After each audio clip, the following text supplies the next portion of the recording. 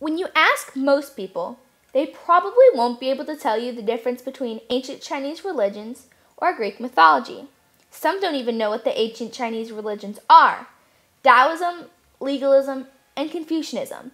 This documentary will explain what each of the philosophies are, will explain in great detail, and will explain the differences between all of them. Let's start with Confucianism. It's not actually a religion, though. It's a philosophy or ethical system, because it doesn't have any deities or teachings about afterlife. The founder of Confucianism is Confucius. You can already tell he came up with the name. He led a very interesting life and was the most influential scholar. He lived when the dynasty was in decline. He believed that it could be restored if it was organized around 5 basic relationships: father and son, older and younger brother, husband and wife, ruler and subject, and friend and friend. The whole concept of it is being morally right. It is very realist and down to earth. In Confucianism, it is your family's job to make sure what you are doing is morally right. There is also a part about filial piety, or respect for elders. Taoism, or Taoism, founded by Laozi in the 16th century, is a natural philosophy completely against Confucianism. But people who follow it believe in something called Tao, literally meaning the way. It is the harmonious power that flows throughout the universe, causing things to happen. Tao Te Ching is the book of all beliefs in this philosophy. It argues about questions of right and wrong, good and bad. They also believe in something called yin and yang.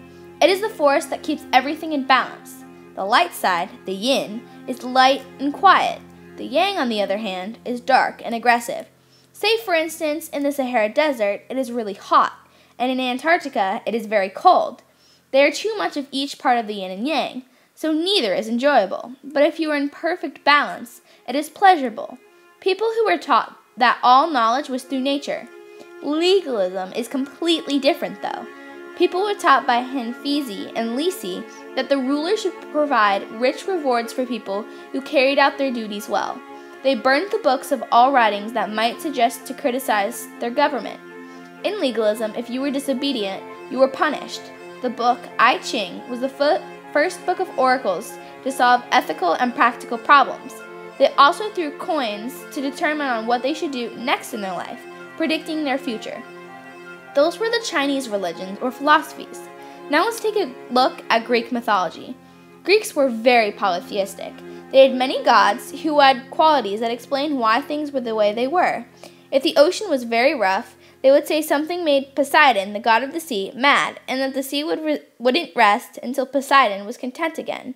Several other gods are Zeus, god of lightning, or the main god, Athena, Aphrodite, Hermes, Hestia, and Hades.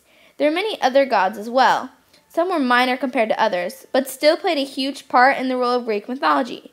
Gods aren't the only thing that were important, though. There were titans, mythical creatures, for instance, a cyclops, muses, and nymphs. The earliest known story of all of these ideas are in the Iliad and Odyssey, 2 epics written by the blind poet Homer. Concluding with all of this information, we can say that all Chinese philosophies and Greek mythology are very different, by the way that they are followed, by the way that they were studied, and beliefs in general. Taoism, legalism, and Confucianism in Greek mythology are very different in many ways, and that is what makes studying them so interesting.